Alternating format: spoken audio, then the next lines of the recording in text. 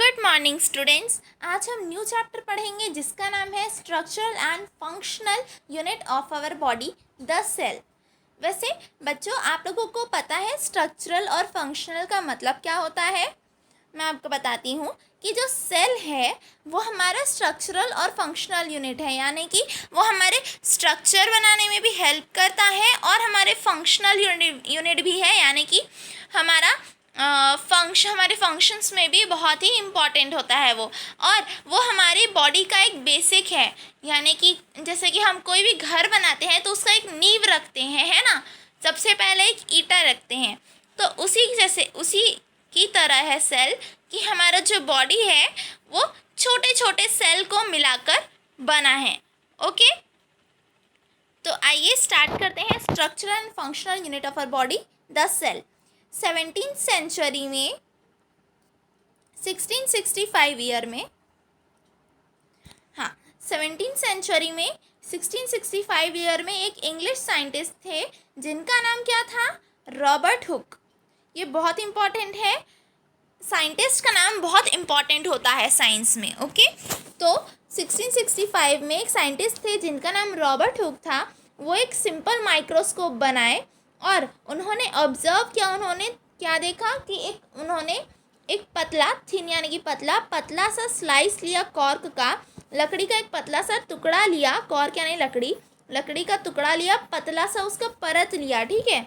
और उसके बाद उसको माइक्रोस्कोप में देखे, वो जो माइक्रोस्कोप भी उन्होंने इन्वेंट किया था। तो फिर उन्होंने उसे देखा और उन्होंने अलग अलग सेक्शंस देखे, बीहाइव के जैसे सेक्शंस। यानी कि देखिए, मैं आपको इसमें दिखा रही हूँ, ये जो है ना बीहाइव के जो सेक्शंस होते हैं इस तरह है, यानी कि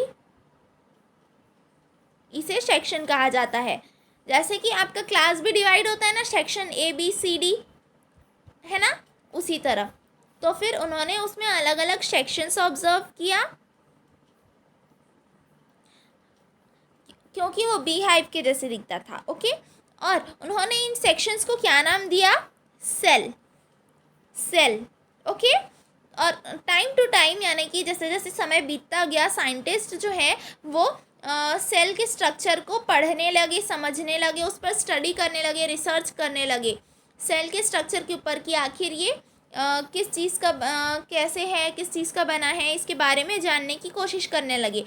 और बहुत सारे रिसर्च के बाद, कुछ पढ़ने के बाद उन्होंने डिक्लेयर किया कि जैसे कि एक घर छोटे छोटे यूनिट से बना होता है। मैंने आपको एग्जांपल दिया था ना ब्रिक्स का, ईंटों का। जैसे कि घर की एक नींव रखते हैं, हम ईंटों से रखते हैं, छोटे छोटे ईंटें को मिलाकर एक बड़ा घर बनता है। उसी तरह हमारा बॉडी भी छोटे छोटे स्मॉल यूनिट से बना है, जिसका नाम क्या है? सेल। इसे हम क्या कहते हैं? इन छोटे छोटे यूनिट्स को हम क्या कहते हैं? सेल।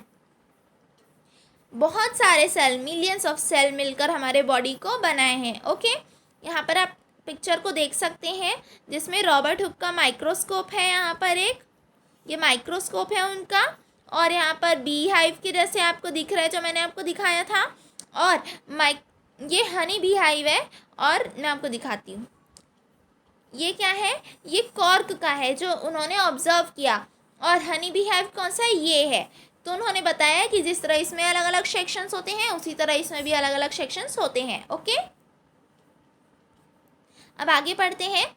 सेल्स अलग अलग साइज़ के होते हैं, अलग अलग शेप के होते हैं। ओके, आप जानते भी हैं कि कुछ ऑर्गेनिज्म जो होते हैं, कुछ जीव जो होते हैं, वो सिर्फ एक सेल के बने होते हैं, सिर्फ एक सेल के। हाँ, जैसे अमीबा और पैरामीशियम। ओके, ये जो ऑर्गेनिजम्स होते हैं, ये जो जीव होते हैं, इनमें न्यूट्रिशन, रेस्पिरेशन, एक्सक्रीशन, रिप्रोडक्शन, ऐसे जो लिविंग प्रोसेस होते हैं ना, लिविंग फंक्शंस, लिविंग प्रोसेस, ये एक सिंगल सेल में ही परफॉर्म किया जाता है।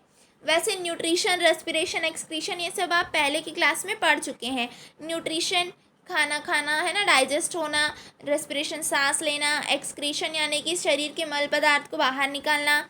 रिप्रोडक्शन यानी कि अपने बच्चे को जन्म देना। तो ऐसे जो फंक्शंस होते हैं ये सिर्फ एक सिंगल सेल करता है, ये सिर्फ एक सेल करता है।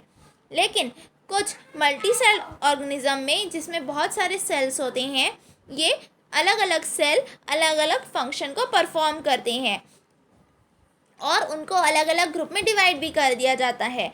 जैसे कि आपके क्लास में ही देख लेना, जैसे कि क्लास में देखते हैं, जैसे कि कुछ बच्चों को एक प्रोजेक्ट दे दिया जाता है, कुछ बच्चों को एक प्रोजेक्ट दे दिया जाता है। हम लोग ग्रुप का प्रोजेक्ट देते हैं तो फिर 5 बच्चे को एक प्रोजेक्ट, 4 बच्चे को एक प्रोजेक्ट, ऐसे देते हैं ना। तो उसी तरह इसमें भी क्या होता है कि कुछ सेल को एक काम दे दिया जाता है, कुछ सेल को दूसरा काम दे दिया जाता है। तो इस तरह होता है